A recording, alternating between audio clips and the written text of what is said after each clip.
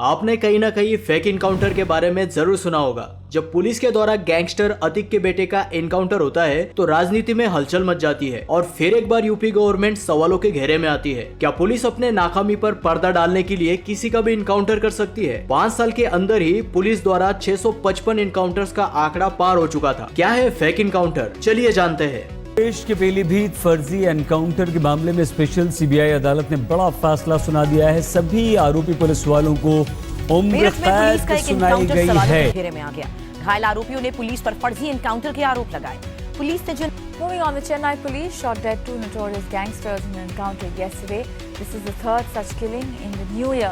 देहरादून के Ranveer encounter case में court का फैसला आया है। दिल्ली की 30 हजारी कोर्ट ने एनकाउंटर को फर्जी बताते हुए 17 पुलिस वालों को दोषी माना है। एक पुलिस वाले को सबूत मिटाने का दोषी माना है। आपको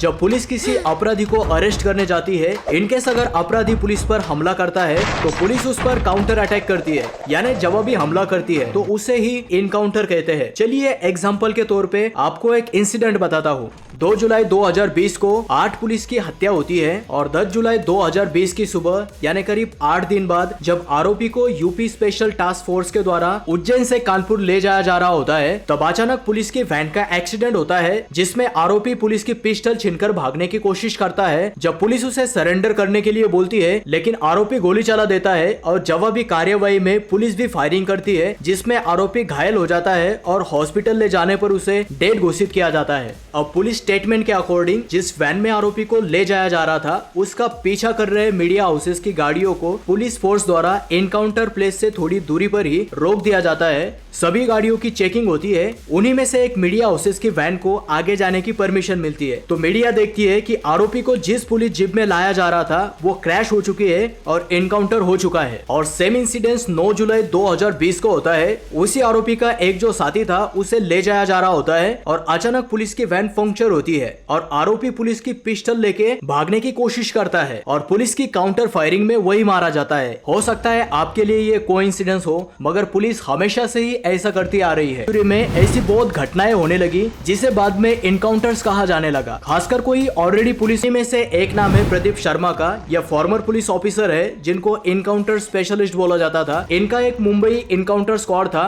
मुंबई को क्रिमिनल से क्लीन करने के लिए इन्होंने 312 क्रिमिनल्स को मौत के घाट उतार दिया था और बाद में 2008 में उन्हें सस्पेंड किया गया करप्शन के चार्जेस की वजह से। लेकिन फिर 2017 में फिर से ये पुलिस ज्वाइन करते हैं जब ये अपने चार्जेस से इनोसेंट पाए जाते हैं। एंटीलिया बॉम्ब स्केयर केस में भी इनका नाम शामिल था। 1990 और 2000 के दशक में मुंबई पुलिस ने अंडरवर्ल्ड पर हमला करने के लिए कई सारे इनकाउंटर्स किए थे और फिर ये ट्रेंड पाकिस्तान में भी चला था। अब सवाल ये है कि फेक इनकाउंटर जो है वो क्यों किए जाते हैं? देखा जाए तो इसके कई कारण होते हैं, जैसे कि political pressure. Encounter is nothing else but politically motivated. जब कोई क्राइम होता है और उस क्राइम से सरकार घिर जाती है और ऐसे में पुलिस बैक फुट पर आती है, जब सरकार पुलिस पर दबाव बनाती है तो इससे छुटकारा पाने के लिए पुलिस शॉर्टकट तरीका अपनाती है। शॉर्टकट तरीके में सबसे आसान होता है आरोपी का फेक इनकाउंटर करना। दरअसल सरकार को डर होता है कि कोर्ट में केस लंबा खींचेगा और इसी के साथ गवर्नमेंट का नुकसान भी होगा। इसी नुकसान को कम कराने के लिए फेक इनकाउंटर किए या कराए जाते हैं। एग्जाम्पल के तौर पर आपको 2019 का हैदराबाद का केस याद होगा। 26 की डॉक्टर का गैंग रेप हुआ था और उसे जिंदा जलाया गया था। अब सरकार पर पब्लिक का भारी दबाव बना हुआ था और पुलिस का एविडेंस कलेक्ट करने में अपना टाइम गवाती और पॉसिबिलिटी थी कि आरोपी का केस जो है वो लंबा चलता। बस फिर क्या, वही शॉर्टकट तरीका पुलिस ने अपनाया। सीन रिक्रिएट करने के लिए 4 आरोपी को ले जाया गया और उन्हें मार दिया गया। देखा जाए तो 99% इनकाउंटर जो है वो फेक ही होते हैं। दूसरा होता है ऑर्गेनाइज क्राइम को खत्म करना। कई दफा पुलिस जो है वो अपराधियों से परेशान हो जाती है, उसे पकड़कर कोर्ट में पेश करती है और अपराधी जमानत पर छूट जाते हैं। जमानत पर छूटने के बाद फिर से क्राइम करना स्टार्ट कर देते हैं। ऐसे में पुलिस ऑर्गेनाइज क्राइम पर रोक लगाने के लिए क्रिमिनल्स का इनकाउंटर कर देते हैं। इसके पीछे मकसद सिंपल होता है कि बार बार होने वाली परेशानियों से छुटकारा पाया जा सके। लेकिन यह तब तक सही होता है जब तक समाज के हित में होता है। सोचो अगर किसी इनोसेंट को इनकाउंटर में मार दिया जाता है। एग्जाम्पल के तौर पर आप जॉली LLB 2 मूवी का एग्जाम्पल ले लीजिए। जब कोई करप्ट ऑफिसर किसी इनोसेंट व्यक्ति को मारने लगे तो यह भी एक प्रकार का क्राइम ही होता है। एक बहुत ही लाइमलाइट केस है नवंबर 11, 2006 का।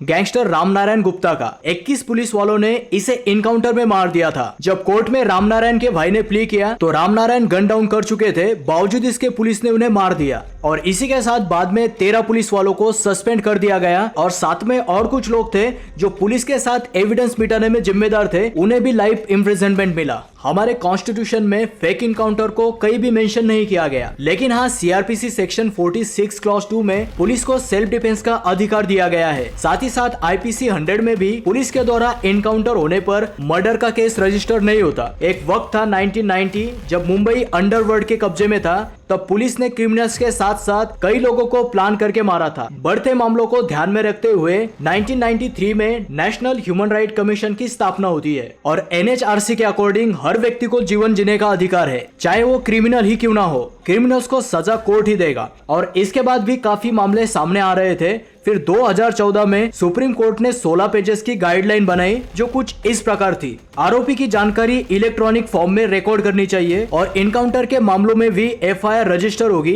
डेट से related soil sample, hair samples और एक फॉरेंसिक टीम हो जो सही से जांच करे। फिंगरप्रिंट, केमिकल सैंपल्स भेजने होंगे और पोस्टमार्टम जो है वो 2 डॉक्टर के द्वारा करना चाहिए और पोस्टमार्टम की वीडियो टेप भी रिकॉर्ड होनी चाहिए। बुलेट सैंपल्स और अदर मेटल्स जो कि इंसिडेंट प्लेस पर पाए जाते हैं वो भी पुलिस को कलेक्ट करने होंगे। इनकाउंटर में होने वाली सभी मौतें सेक्शन 176 के तहत मैजिस्ट्रेट की जांच नेसेसरी है और इनकाउंटर की जानकारी एनएचआरसी और अफराधी की फैमिली को देना भी जरूरी किया गया। केस के रिलेटेड एफआईआर, डायरी, पंचनामा इसको भी कोर्ट को इमीडिएट भेजना होगा और ऐसे ही कई गाइडलाइंस है जो आप वीडियो पॉज करके पढ़ सकते हैं। फेक इनकाउंटर में पुलिस अगर दोषी पाई जाती है तो सजा उनको भी मिलनी चाहिए। Thank you.